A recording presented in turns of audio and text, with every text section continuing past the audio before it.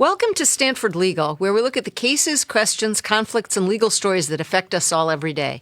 I'm Pam Karlan, along with Joe Bankman. Hey, Joe. Hi, Pam.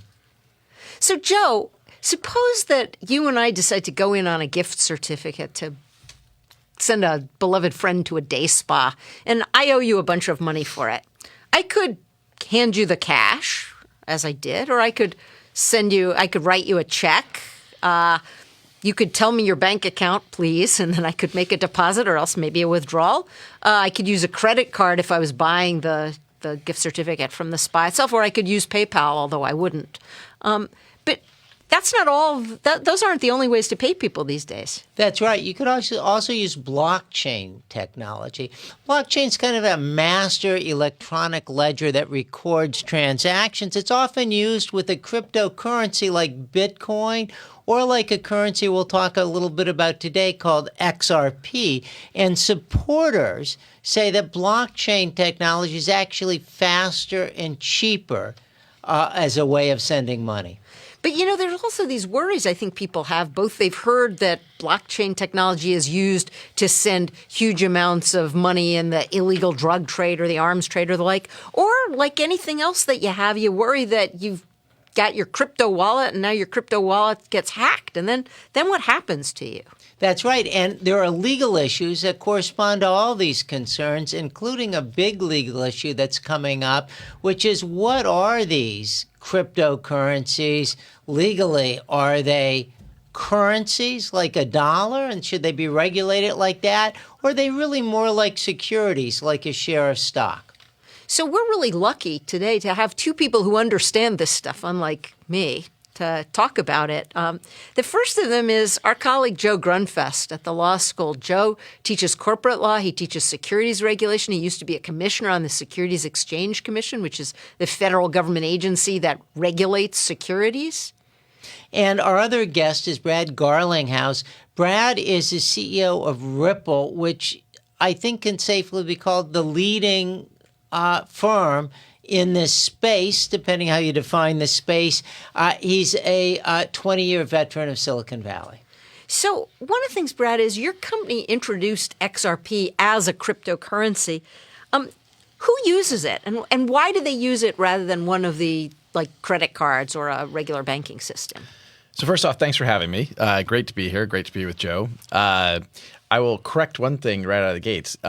Ripple did not actually issue XRP. The XRP ledger is an open source, decentralized technology, not dissimilar than Bitcoin. And some of the creators of the XRP ledger actually had been early engineers that worked on Bitcoin, and they saw some of the scalability problems that Bitcoin was likely to have, the speed, both from an energy consumption, cost, some of the other problems, and they wanted to build a better digital asset to solve some of these problems.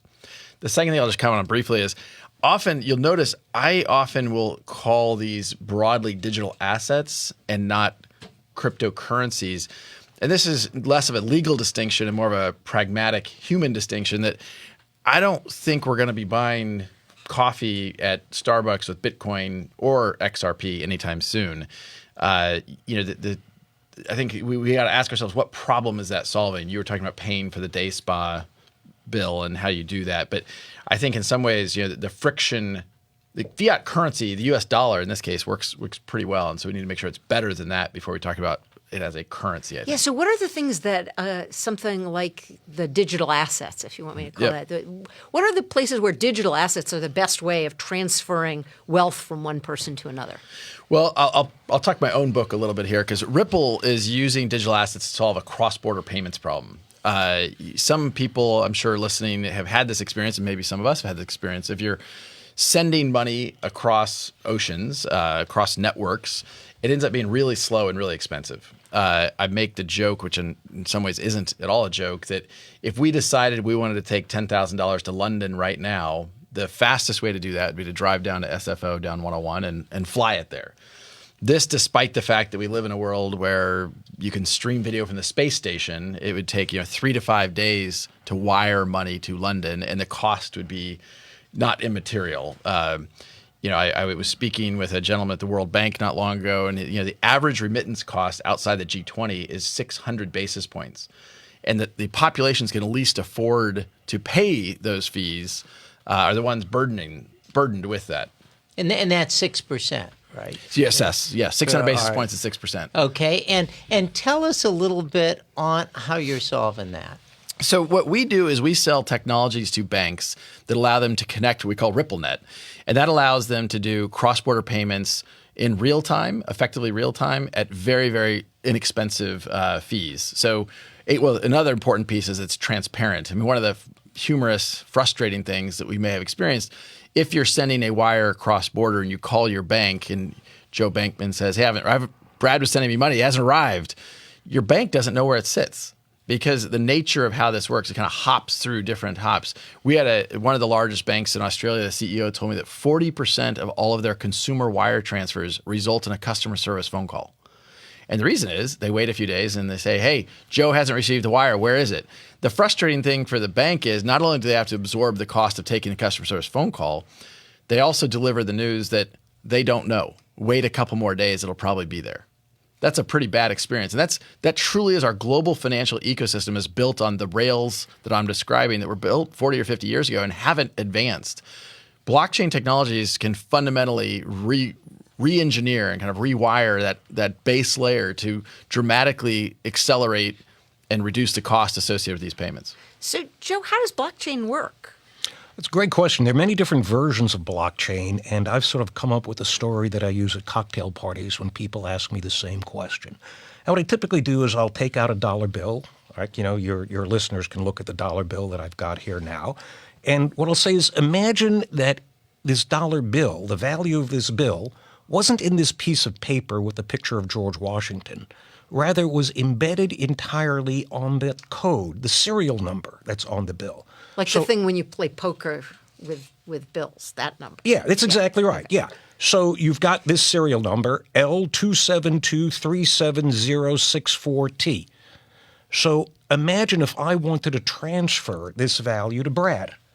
Well, what I would do is I would whisper in Brad's ear, L272376064T, and the algorithms associated with the regime would in effect change that number to L2673845.8E.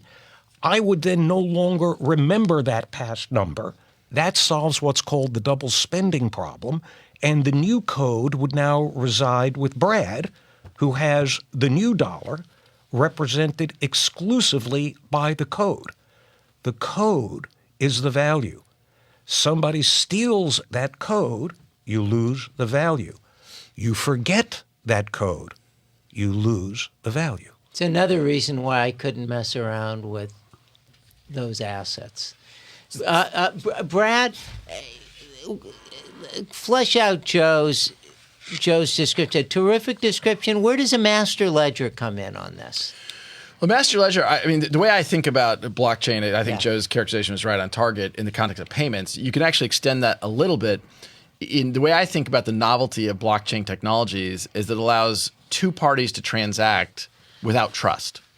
Today, if you want to have two parties transact, you have to have a trusted intermediary that's called a central counterparty. And that central counterparty then has trust on both sides, and they're effective. That transitive trust is passing between those two. That's like the banks that Sam and I would use. Or the credit card company. For Ripple, and what we're doing, that's the banks. Credit card companies are very large central counterparties.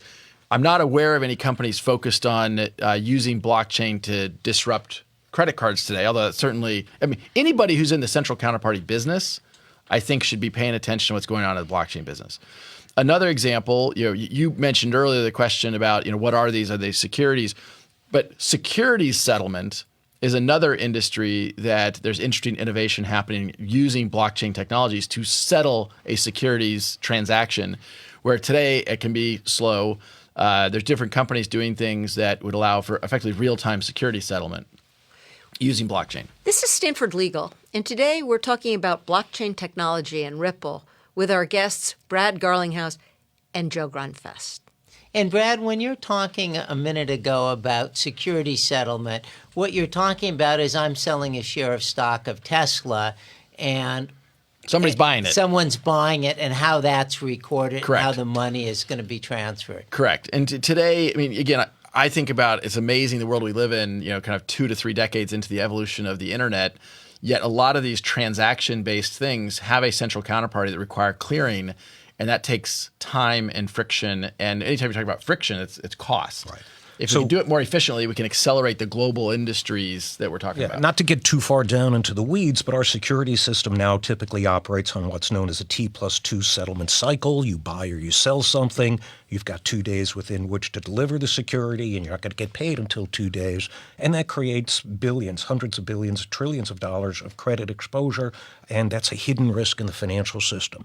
I think Brad's proposition is that it's possible to take blockchain technology and, in effect, blow up the current infrastructure, replace it with a blockchain where you would, in effect, have T+0 or T+epsilon settlement, where you would sell the security, you'd get paid virtually instantaneously, and the recipient would get it, and there'd be fewer errors in the system. For sure. And to explain for our readers a little bit, you alluded to it briefly before, the difference between Ripple and XRP, which has a certain connection with Ripple. I know it wasn't officially issued by Ripple, and Bitcoin, because I think people have not heard, if you don't know cryptocurrency, you might not have heard of Ripple or XRP.